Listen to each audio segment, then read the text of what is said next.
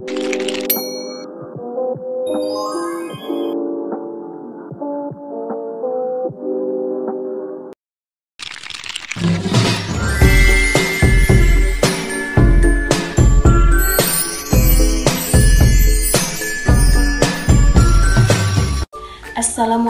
warahmatullahi wabarakatuh. Halo teman-teman, perkenalkan nama saya Nuriani Akbar dengan NIM 2304040066. Di sini saya akan membahas materi mengenai sistem informasi akuntansi atau biasa juga disingkat dengan SIA. Ada yang tahu nggak sih apa sih itu sistem informasi akuntansi? Yuk kita simak video ini bersama-sama dan kita belajar bersama-sama. Sistem informasi akuntansi adalah sistem yang menggabungkan teknologi informasi akuntansi untuk mengelola data keuangan. Nah, adapun tujuan dari sistem informasi akuntansi syariah yaitu untuk menghasilkan laporan keuangan yang akurat dan terstruktur. Nah, adapun materi yang akan kita bahas selanjutnya yaitu yang pertama ada membedakan data dari informasi, membahas karakteristik informasi yang berguna, dan menjelaskan cara menentukan nilai informasi. Nah, apa sih data dari informasi itu? Data adalah fakta atau angka yang dapat diolah menjadi informasi, sedangkan informasi adalah data yang telah diproses sehingga bermanfaat bagi penerimanya. Adapun yang membedakan data informasi yaitu pertama, data dapat berupa angka, karakter, simbol, gambar, suara, atau tanda-tanda. Dan yang kedua, informasi dapat berupa hasil gabungan, hasil analisa, hasil penyimpulan, dan juga hasil pengolahan sistem informasi komputerisasi. Dan yang terakhir, data tidak memberikan konteks atau makna apapun dengan sendirinya, sedangkan informasi sudah memiliki makna yang logis. Kemudian, membahas karakteristik yang berguna. Yang pertama ada relevan, di mana informasi harus sesuai dengan tema yang sedang didiskusikan. Dan yang kedua ada akurat, di mana informasi yang mencerminkan keadaan yang sebenarnya. Dan yang ketiga ada tepat waktu, di mana informasi yang tersedia atau ada saat diperlukan. Dan keempat ada lengkap, di mana yang relevan disajikan harus lengkap. Dan yang kelima dapat dimengerti, di mana informasi disampaikan dengan menggunakan bahasa yang tepat. Dan yang keenam dapat divertifikasi, di mana yang kebenarannya dapat divertifikasi oleh pihak lain. Dan yang terakhir dapat diakses, di mana informasi yang bermanfaat dapat diakses oleh pihak terkait untuk menemukan informasi tersebut. Kemudian cara menentukan nilai informasi. Yang pertama, mempertimbangkan manfaat dan biaya yang terkait dengan informasi tersebut. Yang kedua, bandingkan manfaat yang diperoleh dengan biaya yang dikeluarkan. Yang ketiga, jika manfaat lebih besar daripada biaya, maka informasi tersebut memiliki nilai.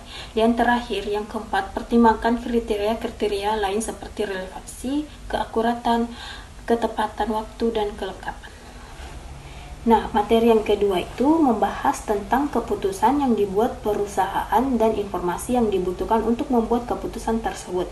Keputusan yang dibuat oleh perusahaan umumnya dapat dikategorikan ke dalam beberapa jenis tergantung pada tingkatnya dalam organisasi. Nah, adapun beberapa keputusan utama yang sering diambil oleh perusahaan beserta informasi yang dibutuhkan untuk mengambil keputusan tersebut yaitu yang pertama ada keputusan strategis yaitu jangka panjang yang diambil oleh manajemen puncak. Informasi yang dibutuhkan, analisis pasar, kinerja keuangan perusahaan, posisi pasar, dan proyeksi keuntungan dan risiko jangka panjang. Dan yang kedua ada keputusan taktis yaitu jangka menengah yang diambil oleh manajemen menengah. Informasi yang dibutuhkan, data operasional dan kinerja produk, anggaran dan laporan keuangan, feedback pelanggan dan tren pasar, evaluasi efektivitas strategi pemasaran yang berjalan. Dan yang ketiga, keputusan operasional yaitu jangka pendek yang diambil oleh manajemen operasional. Informasi yang dibutuhkan, data stok dan inventaris, pemerintahan pelanggan dan tren penjualan harian, jadwal kinerja karyawan dan kapasitas. Yang keempat, ada keputusan keuangan yaitu keputusan mengenai pengelolaan sumber daya finansial seperti investasi dan pembiayaan. Informasi yang dibutuhkan, laporan laba rugi dan arus kas, biaya produksi dan operasional, tren harga pasar dan inflasi, potensi pendapatan dan profitabilitas. Dan kelima, keputusan sumber daya manusia, yaitu keputusan mengenai pengelolaan tenaga kerja seperti rekrutmen dan penilaian tenaga kerja, informasi yang dibutuhkan, kinerja dan produktivitas karyawan, tingkat kepuasan dan referensi karyawan, dan peraturan ketenaga kerjaan. Nah, itulah beberapa keputusan dan informasi yang dibutuhkan. Keputusan yang baik membutuhkan data yang akurat dan relevan. Semakin kompleks satu keputusan, semakin banyak informasi yang dibutuhkan untuk mengurangi risiko dan meningkatkan keberhasilan perusahaan. Kemudian materi yang ketiga membahas tentang mengidentifikasi informasi yang dibuat antara pihak internal dan eksternal dalam sistem informasi akuntansi. Dan yang pertama itu ada pihak internal, yaitu membutuhkan informasi yang lebih rinci dan mendalam terkait operasional dan manajemen keuangan untuk pengambilan keputusan sehari-hari dan perencanaan masa depan.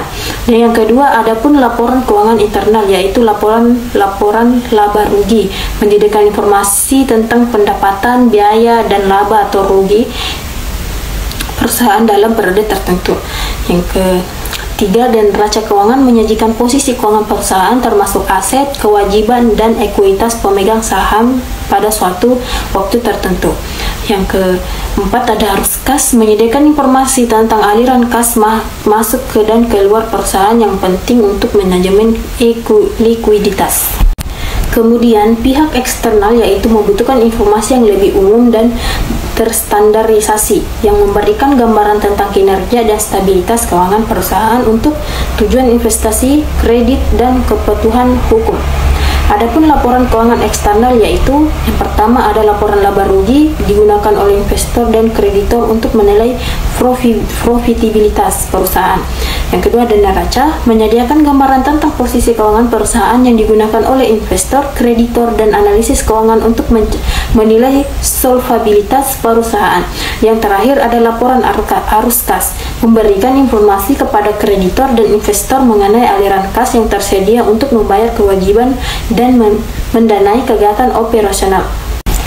Materi yang keempat, proses bisnis utama yang ada di sebagian besar perusahaan. Proses bisnis utama yang ada di sebagian besar perusahaan dapat dikategorikan ke dalam beberapa kelompok utama yang mencakup seluruh operasi bisnis. Yang pertama adalah proses pengadaan, yaitu untuk memastikan ketersediaan barang dan jasa yang dibutuhkan oleh perusahaan. Dan yang kedua ada proses produksi atau operasi untuk menghasilkan produk atau menyediakan layanan sesuai standar kualitas yang diinginkan. Yang ketiga ada proses penjualan dan pemasaran untuk meningkatkan penjualan dan memperluas pasar perusahaan. Yang keempat ada proses keuangan dan akuntansi untuk mengelola arus keuangan perusahaan secara efektif dan memastikan kepatuhan terhadap regulasi keuangan. Yang terakhir ada proses sumber daya manusia untuk mengelola tenaga kerja secara efisien dan memastikan produktivitas karyawan. Dan materi yang kelima, apa sih yang dimaksud dengan sistem informasi akuntansi? Sistem informasi akuntansi atau biasa disebut dengan SIA adalah sistem yang dirancang untuk pengumpulan, mencatat, menyimpan, mengelola, dan melaporkan informasi keuangan dan transaksi bisnis dalam suatu organisasi. SIA digunakan untuk membantu pengambilan keputusan, memastikan akurasi data keuangan, serta mematuhi regulasi dan standar akuntansi. Kemudian fungsi dasar dari sistem informasi akuntansi yaitu yang pertama mengumpulkan data, memproses data keuangan, yang kedua menyimpan data dengan aman, yang ketiga menyediakan laporan keuangan, dan keempat mendukung pengambilan keputusan, yang terakhir memastikan kepatuhan terhadap regulasi. Materi yang keenam membahas tentang bagaimana sistem informasi akuntansi dapat menambah nilai untuk perusahaan. Sistem informasi akuntansi tidak hanya membantu pencatatan transaksi, tetapi juga memberikan keunggulan strategis yang dapat meningkatkan efisiensi dan profitabilitas perusahaan. Sistem informasi akuntansi memberikan nilai tambah besar bagi perusahaan dengan meningkatkan efisiensi, akurasi, keamanan, dan kepatuhan. Sistem informasi akuntansi juga membantu pengambilan keputusan berbasis data, meningkatkan transparansi, dan membangun kepercayaan dengan pemangku kepentingan. Materi yang ketujuh membahas tentang bagaimana sistem informasi dan strategis perusahaan memengaruhi satu sama lain. Sistem informasi akuntansi dan strategi perusahaan memiliki hubungan yang saling mempengaruhi. Sistem informasi akuntansi bukan hanya alat untuk mencatat transaksi, tetapi juga instrumen strategis yang dapat membantu perusahaan mencapai keunggulan kompetitif. Sistem informasi akuntansi mempengaruhi strategi perusahaan. SIA menyediakan data yang akurat dan relatif yang membantu perusahaan dalam menyusun dan menjalankan strategi bisnis yang lebih efektif. Strategi perusahaan mempengaruhi sistem informasi akuntansi. Strategi bisnis yang diterapkan oleh perusahaan menentukan bangunan bagaimana sistem informasi akuntansi dirancang dan diimplementasikan.